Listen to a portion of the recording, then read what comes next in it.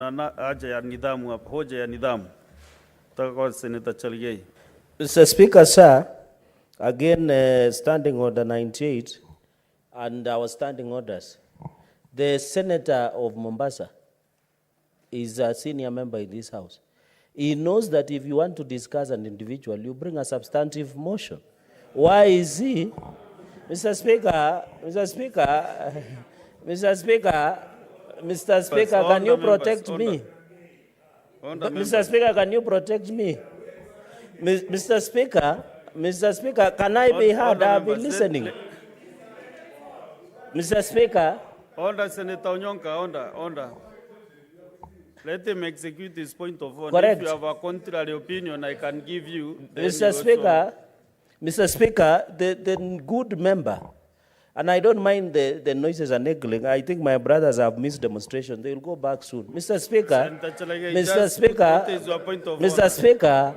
go direct to but our Mr. point Speaker, of order, if Senator Faki want to discuss the Minister of Interior, Professor Kithure Kindiki, a distinguished professor, he should bring a substantive motion, Mr. Speaker.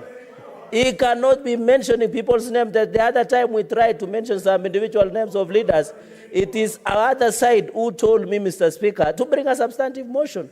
We cannot have a law that serves differently on our side. Mr. Speaker, let Senator Faki to withdraw and apologize for mentioning Senator Professor Kithure Kindiki or bring a substantive motion, Mr. Speaker.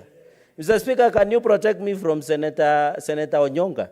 So understanding 98 and 1 and the standing on substantive motion, Mr. Speaker, I request that part, the Senator of Faki, withdraw mentioning Senator Professor Kithure Kindiki and bring a substantive motion. And we are willing to prosecute, Mr. Speaker. If he wants to discuss Professor Kithure Kindiki, we don't have a problem. But he must bring a substantive motion before the floor of the House, Mr. Speaker. And therefore, he should refrain because we cannot be mentioning people, Mr. Speaker, at the expense of just gaining political convenience, Mr. Speaker. Mr. Speaker, I request that you rule Senator Faki out of order. Senator Eddie, Mr. Speaker, is pointing at me, and you know his name is not on the list to Rwanda. So I don't know why he's even troubling himself, pointing at me. Mr. Speaker, can you rule him out of order? So, Senator Cheragei, I was trying to listen to Senator Faki whether he is really speaking on the conduct of the CS Kithure Kindiki. But I think he has just mentioned a content that is in this report somewhere in the observations. So I don't feel like he has really entered into that area discussing his conduct. Yeah, so we just don't enter into that space, Senator Faki. But if it is something in the report, I don't think you are not out of order. Nimjibu Senator Cheragei kwa sababu yeyote anayosema proceed and clarify what you mean. Yako katika ripoti hii, Mheshimiwa Speaker. Shida ni kwamba Mheshimiwa Speaker, hawa watu wanaingia. Clarify what he meant before I give any other member. Senator Mohamed Faki. Mheshimiwa Speaker. Shida Mheshimiwa Speaker, Senator Cheragei ni kama wale tunaitana wanagenzi. Mshasikia hajasoma ripoti, yeye akisikia waziri ametajwa anaruka. Kumetajwa mawaziri watatu hapa na watu wakakubaliana kwamba they need to be punished. Ulikuwa wapi?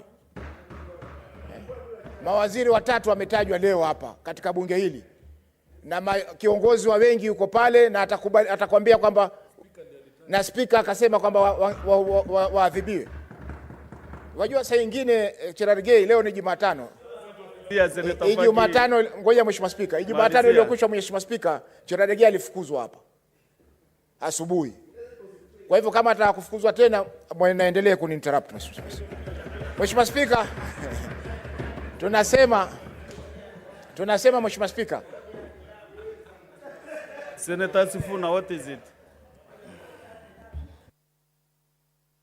You know, Mr. Speaker, I have made this appeal to the Speaker before and members of the Speaker's panel that in fact these standing orders protect us from frivolous points of order. Yes. I have not seen this particular standing order 121 B being effected by members of the Speaker's panel because every single time And the members who are notorious for these things are known, Mr. Speaker. We need at this particular point in time to cut out these frivolous points of orders, false points of orders that interrupt debate in this particular house. Some people are just here to shout points of order. And when they stand up, they have nothing to say, no content whatsoever. Tasifuna, before a member stands up on a point of order, how can the chair lead No, his mind? that is not the point. So After you Mr. must Speaker, raise his point of order, then the chair will rule. Mr. Speaker, you have As I have misunderstood done, me. As I've done, that there You have there is misunderstood no me, issue Mr. on that Speaker. matter. You have misunderstood me. Understanding Order 121, understanding Order 121, there needs to be a time when a ruling is made that somebody is repeatedly making false points of orders. After you have determined that this point of order is frivolous and useless, what is the action that is taken? That is what we want to see, Mr. Speaker. Tasifuna, also, if you check on standing on, I think, 101, you can raise a motion in this house to discuss the conduct of another senator. Substantive motion. So you can have that list, then we discuss them and put them in order. So you have that space to do that. So, no point of order again. Finish me. Mheshimiwa Spika, nafikiri dakika zangu zilisimamishwa. Niko na kama dakika 15 bado. Mheshimiwa Spika, nilikuwa nasema kwamba Waziri Asha Juma ambaye alikuwa ni mbunge wa zamani wa eneo bunge la Malindi, ambapo ili eneo la Shokahola lilikuwako, ilikuwa ni shahidi muhimu, Mheshimiwa Spika, kuweza kueletwa katika kamati ili kuweza kueleza ni mambo gani ambayo alikuwa ameona awali kwa huyu Pastor Mackenzie, ambayo polisi ama walinda usalama hawakuweza kuyachunguza ili kuhakikisha kwamba tukio kama ile Shokahola limeweza kuwa kudhibitiwa. Mheshimiwa Spika, tumeona pia kwamba Daktari Johansen ambaye ndio mkuu wa upasuaji, Mheshimiwa Spika, hakuruhusiwa pia kuja kwa kamati kuja kutoa ushahidi wake. Na Mheshimiwa Spika, hatujui ni jambo gani ambalo Dr. Johansen angeweza kulizungumza kwa kamati yetu ambao labda lingekuwako ni kinyume na usalama wa taifa. Tulimuona mkuu wa usalama Mheshimiwa Haji, Mheshimiwa Spika, Nurdin Haji alikuja kwa kamati na akatoa ushahidi bila shida yoyote, Mheshimiwa Spika.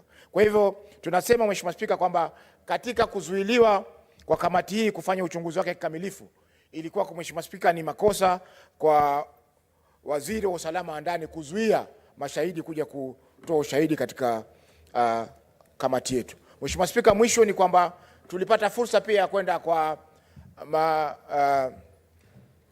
ofisi kuu za DCI, Mheshimiwa Spika. Na kwa kusema kweli, Mheshimiwa Spika, DCI yetu ni moja ya DCI ambazo zina utaalamu mwingi na zina vifaa vingi vya kuweza kufanya kazi, Mheshimiwa Spika. Lakini jambo la kusikitisha ni kwamba budget ama pesa zinazotengwa kwa shughuli zao muhimu, Mheshimiwa Spika, zimekuwa haba sana. Tukiangalia, Mheshimiwa Spika, tulipokuwa pale, hata ule wino wa kufanyia fingerprinting ili uchukuliwe vidole uweze kufanyiwa ile inaitwaje, certificate of good conduct, ilikuwa pia imepungua.